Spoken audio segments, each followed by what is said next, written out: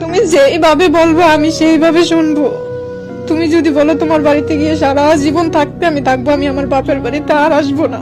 মায়ের কথা শুনে সংসারটাকে নিজের মতো করে আয়ত্ত করতে চায় না, সেই নারী কখনোই সংসারকে সুন্দর করতে পারে না। কারণ ওই সংসারে অশান্তি নেমে আসবে, ওই সংসারে কোনোদিনও সুখ কি জিনিস ওই নারী কখনই পাবে না।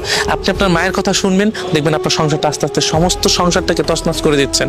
কারণ আপনার সংসারটাকে আপনার গুছাইতে হবে।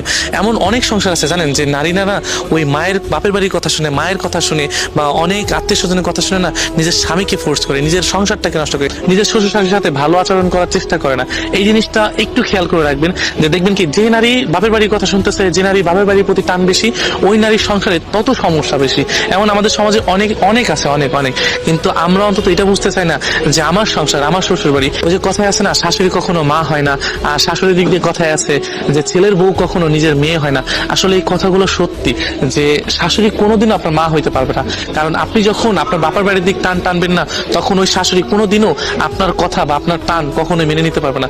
কারণ একজন মা তার সন্তানকে ছোটবেলা থেকে গড়ে তোলে, বড় করে তোলে, সেই মায়েরও অধিকার থাকে যে আমার সন্তানকে নিয়ে আমি ভালো থাকি, আমার সন্তানকে নিয়ে আমি একটু ভালো থাকার চেষ্টা করি, আমার ছেলের বউ আমাকে যত্ন করুক, আমার দিকে একটু খেয়াল করে দেখুন।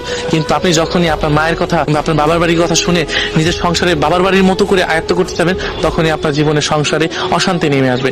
এই জন্য এই জিনিসগুলো থেকে বিরত থাকবেন, কারণ আপনার মায়ের চালাকির কারণে আপনার সংসারে অশান্তি নেমে আসবে।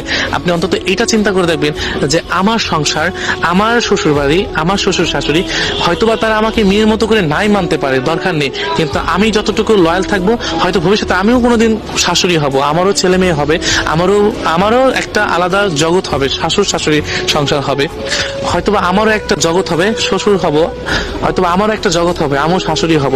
সেদিন হয়তো আমাকেও এই জিনিসটা ফেস করতে হবে। এই চিন্তা করে না বাবার বাড়ির কথা ছেড়ে নিজের মতো করে চলেন, নিজের সংসারটাকে সুন্দর করার চেষ্টা করেন। কিন্তু আমি দেখেছি যতবারই যে নারী কখনো যখন বাবার বাড়ির কথা শুনেছে, তখনই ওই নারীর সংসারে অশান্তি নেমে এসেছে।